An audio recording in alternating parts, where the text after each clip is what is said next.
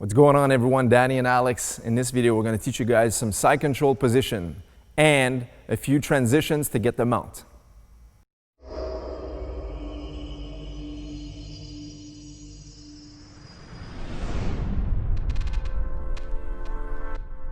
All right, let's have a look. First, sometimes when you've passed the guard, we don't collapse our hands together immediately, right? So it's gonna look like I'm framing the hip after a toreando and I might be here, or maybe after a stack pass, and I have the over the ear control, okay? It just means instead of having behind here, it's gonna be over like this, right? This is very common.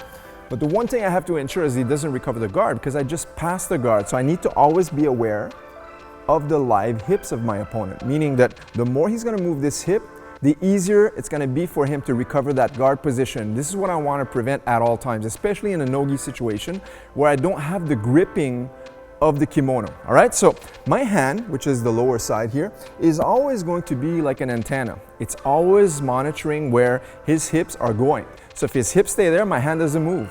If he starts to move away from me, I want to move my hand to follow his hip at all times. The closer my forearm is to his body, the harder it's going to be for him to bring his knee in front to recover the guard, okay? So this is the first thing. And now the other thing is, I already talked about, is we're going to be on top here, over the ear like this. This is when I just finished passing the guard. Now, when I'm doing this type of control, I don't have the shoulder pressure on his head. So I need to use a little bit more of a sprawling motion. I don't want to have my knees too stuck like this because my hand is already taking care of this leg for him to recover guard, so I don't need this knee as much anymore. So what I'm going to do now is sprawl backwards and be on my toes. I need to have my toes onto the mat to press forward so that way if he tries to drive into me, I have some traction to maintain my position being on top, okay? So it's going to look like this, and this is where I'm at, all right? So I'm posting a little bit more on my arms and my elbow right now because I'm heavier than Alex. I don't want to squish him too much for the purpose of demonstration on this video, but in reality, you really want to be driving. It's almost like I'm driving him onto the ground, like I want to crush him inside the mat, okay? It's really heavy. Now, by being on my toes, that's a concept a lot of times people, I'll show you in a second when I show you the opposite side, is people usually put the flat foot on the ground, and that means the more he pushes, the more I'm going to slide with him. By having my toes to push, I'm able to drive and maintain my position much better. Now, the bottom person here, his job is always going to be to keep the frame here on my hip. And the second thing is a lot of times his frame is going to be in front of my neck, or sometimes it's going to be underhooked to be underneath me.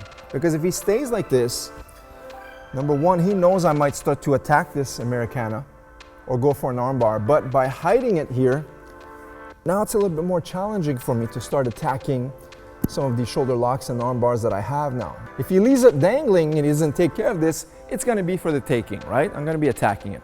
But when my opponent knows how to maintain his position underneath, it's going to be more challenging. Now I need to switch my position. So usually he's going to be framing the hip, hiding this arm, and also putting this foot on his knee like this. All right? Now, from this position here, underhook here, please. Yes. This arm is already maintaining control here. Usually when I know he has the underhook, I know what he wants to do is bump me off, create some space, scissor his legs, and go for the single leg.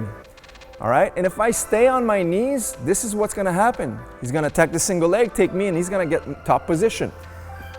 So when he does this in a NoGi, I need to make sure that my hips are sprawled out and my toes are on the mat. So when he does this, I'm here, go, boom, see? I just dropped my hips now. When I drop this hip to the mat, it crushes that position where he can't dive underneath and reach for my knee. By having my knee on the mat, he could easily go for that single leg. But if my hip is on the mat, now he can't go for that single leg. And on top of it, I'll have this frame in the way. All right? So now that we've covered this position, now it's time to change our position. All right? We want to maintain balance and then use our transitions because, okay, maybe I don't have a submission attempt opening. I don't have that submission door opening for me. So I need to switch my position. So a great position is always to get the mount. So I'm going to show you guys a couple of methods to get the mount position in the side control. All right? So we're here. He has the underhook here. He bumps me off. Boom, I've sprawled here. Now it's time to switch. Watch, I'm on my toes. Now from here, watch this. Boom, I've switched. We call this a hip switch, almost like a hip heist. Once I'm here, this leg is along the line of his legs as well. Same thing. And my back leg is always monitoring because I know he might still try to bump. So I want to have this leg as the balancer. It's almost like I'm aware that if he bumps, I need a post. If both legs are extended, I'm going to fall on my back. By having this position here when he's like this, now I know I can get the mount position before. So I'm maintaining my balance, and now I know I can get the mount position. What I'm going to do next, his leg is usually here, which is perfect, okay? And if sometimes it's here, even better for me, okay? All I'm gonna do next is slide my knee across. Watch, I'm gonna slide this knee across. See the shin bone? It goes right across his leg. Watch this, the scissor is right here, scissoring right here. It's almost like I'm framing it with my shin. But I know that when I bring this knee across, what is he gonna wanna do? Block my knee. Everyone does this, okay? Anyone who does Jiu-Jitsu will do this. So 9.9 times this will happen. All right, so that's why I stop. I don't go for the mount. I pretend I'm going for the mount, knowing it's gonna give me this. I take my free arm and I swim it underneath. See? Swim it elbow to elbow. One. Now I can finish my transition. Watch my leg. Foot follows, and then I have my mount position. Okay? Let's take a look one more time slowly. It's very important when you finish your transition that the knee drops to the mat before your foot. So you give him no space to bring this knee in. So he's trying to recover guard here, but once I start to transition, he's gonna try to elbow escape and recover the half guard with this side to catch the leg that's going through. So I need to expect this. So once I know this, I'm gonna connect my knee to the ground first, tight to his body, and then flop my foot and regain my mount, okay? So from here, I have this post here, I'm here, he bumps, boom. I've sprawled, I switch the position of my hips. See, I'm on my toes. By being on my toes, I have a lot of room to switch. Do the hip switch. One. This is my hip switch. Now, this knee comes across. I know his reaction is gonna be to answer by blocking. See this block? And from here, you underhook. When I underhook, I continue, I follow. The knee follows my elbow. Knee touches first, foot second, and then I've positioned myself into the mount position. All right, that's our first transition, guys. Now, a lot of times what's gonna happen is it's not gonna be as easy. Sometimes this works, okay? 50% of the times, this works every time, all right? Now, when it doesn't, when all else fails, it's because this knee is very tight to my body. He's playing a more defensive game, and he also knows that I might try to slide this here. So there's no more space. Watch what's gonna happen. How can I show you this on camera? Let me see.